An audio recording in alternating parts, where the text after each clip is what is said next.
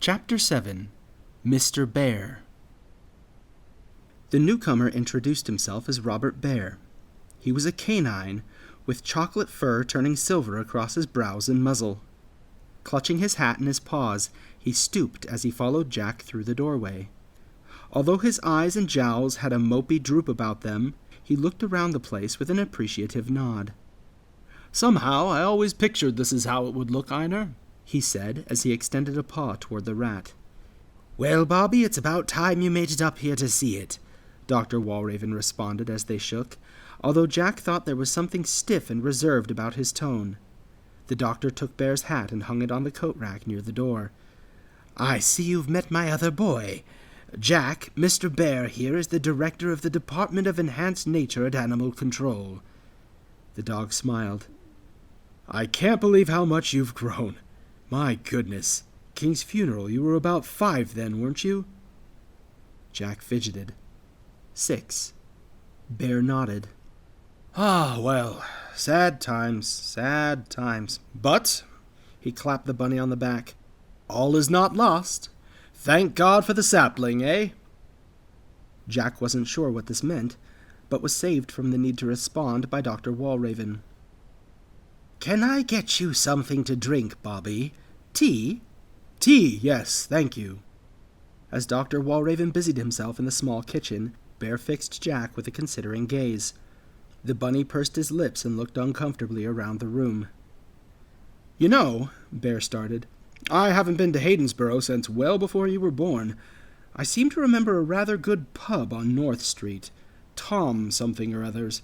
It's where I stayed the few times I visited, in a room upstairs. Course, I don't suppose pubs mean much to you just yet?"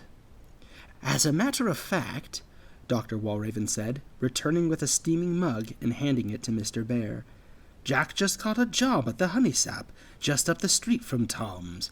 You remember the place? Malcolm deplored it." "Too much dang noise! Are we having a meeting or a carnival?" Bear laughed. "Well, good for you, Jack. A little hard work can go a long way." "Speaking of going a long way," Dr. Walraven said, "why don't you tell us what brings you to Haydensboro this late at night?" "Ah, yes," Bear said. He licked his chops, clutching the warm mug between his paws. "Well, Einar, there's no easy way to go about this, frankly." "There's always an easy way between friends," Dr. Walraven said. "Let's have a seat." The dog dropped down into the low couch at the center of the living area.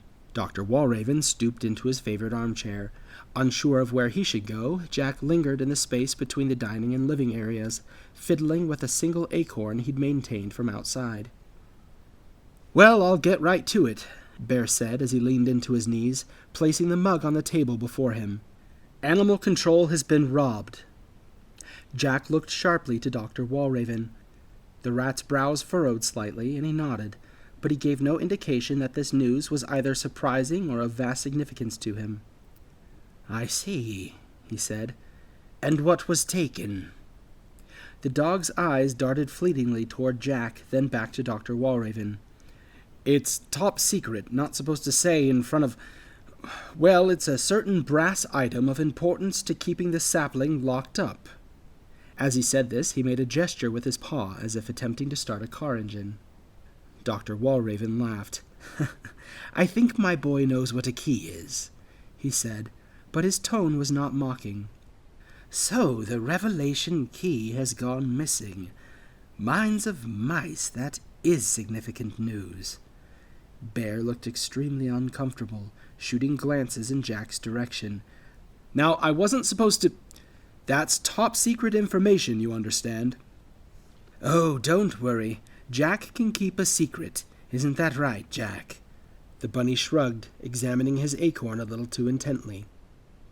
Dr. Walraven leaned back into his chair, looking out the darkened window to his right. He sat in silence for a moment, contemplative. His eyes didn't leave the window as he spoke. "Treeark is such a long way from Haydensboro. Must we leave right away?" It took a moment for the question to set in. Jack looked at Dr. Walraven. "Leave? Leave? What do you mean? You can't mean..." "It's all right, Jack," the doctor said, turning toward him with a relaxed smile. "Mr. Bear drove a long way. Let's not make this harder for him. Now I imagine there are 1 or 2 more men waiting in the car."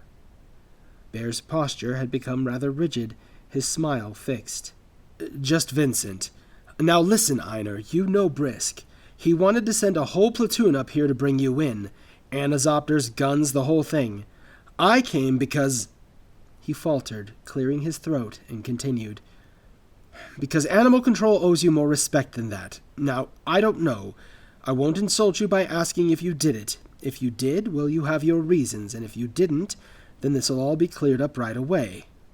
He reached into his coat and withdrew a folded piece of paper, passing it to Dr. Walraven. "But one way or the other, I still gotta bring you in." "Bring him in?" Jack half laughed, half shouted. "Did what? Stole the revolution key or whatever the stupid thing's called? Are you crazy?" "It's okay, Jack," Dr. Walraven said, unfolding the paper and sliding his glasses further up his nose. "No, it's not okay," Jack said, gesturing toward Bear.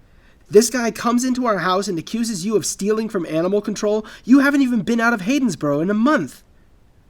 The doctor was silent for a moment, scanning the page. A faint sadness seemed to touch his eyes, and he let out a low sigh as he folded the letter once more and turned to Jack. "Exactly," he said. "Mr. Bear isn't accusing me of anything. It's procedure to question anyone with a motive when something like this happens." "And you have a motive?" Bear asked. "Of course I do. I don't like the idea of that key being within 100 miles of Alexander Brisk, and now that he's been sworn in as Animal Control's new president, the key is at his disposal. Or at least it was." Smiling, he set the paper down on the side table next to him. "But then, as Jack says, I haven't left Haydensboro in over a month. Now, if I were to guess, I'd say I'm not alone in my feelings regarding President Brisk. But no matter." He stood, looking down on Bear. "This whole uncomfortable business will be cleared up in a few days. I appreciate your generosity in coming this far on my behalf. I will repay the favor by not putting up a struggle." Bear stood, too. He nodded. "As far as I'm concerned, Einar, this isn't an arrest." "No," the doctor agreed. "Nor is it the first time you and I have traveled together from Haydensboro to Trearch. It'll be just like old times." He strode to the closet and took his emergency travel bag from the top shelf. "I'm sorry, Jack," Bear said as he put his hat back on, and he truly looked it. Of course, with those droopy eyes, he must always look it, Jack thought. The bunny made no response. "I should be back day after tomorrow, I guess. Oh," Dr. Walraven halted halfway through putting on his coat. "That'll be your birthday, won't it?" He finished with the coat, then plopped a white Homburg onto his head. The door opened, and the two stepped into the night. Before he disappeared, Dr. Walraven added with a smile, "It'll be all right, Jack. Remember, good behavior." It was never easy falling asleep when Jack was home alone. Every creaking board or branch scratching at the roof was far more unnerving without another body in the house on which to blame it. For this reason, Jack usually slept on the couch whenever the doctor was away. It was actually noisier down here, but at least the noise could be excused by the crickets and the slow-turning mill wheel. The rhythmic moan was rather soothing, Jack thought, and it was usually enough to hum him to sleep. But tonight he kicked his blankets off with an aggravated groan and sat upright. It was that prickling sensation at the scruff of the neck, as if he was being watched. He looked to the empty chair by the window where Dr. Walraven had been sitting only hours ago. He'd gone so peacefully. It was as if he'd expected it from the moment Bear had arrived, maybe even before. It wasn't until he'd been handed that letter that Jack had seen the faintest glint of sadness cross the doctor's face. It had been fleeting, but it was definitely there. Jack's eyes fell upon the letter resting on the side table. He stood and walked toward it, reaching into the shade of the table lamp and clicking it on. The paper was folded, but trying to remember its original shape, and under the yellow glow of the light, a scribble on the exposed inner side caught Jack's eye, a scribble that looked horribly familiar. He snatched the sheet up, disbelieving, and swore loudly. Seething, he read the letter in its entirety. Dr. Einar Walraven, it is with great regret that I must inform you that certain artifacts have been stolen from the archives of Animal Control. Due to the sensitive nature of this theft, the items in question shall not be identified here. However, we have reason to believe there may be a connection between their disappearance and your most recent visit this past month. It is not left to me to accuse you of anything, and I certainly hope you had nothing to do with this betrayal. However, it is my unpleasant duty to request that you accompany Mr. Bear to our headquarters, where a full investigation may be carried out. Should you refuse, I must warn you that more aggressive action will be taken. Given our history together, I would greatly appreciate your compliance. Until our next meeting, Alan Cale, Assistant to President Brisk. Jack read the letter through several times, his heart pounding. He remembered the argument that had driven Alan from their home.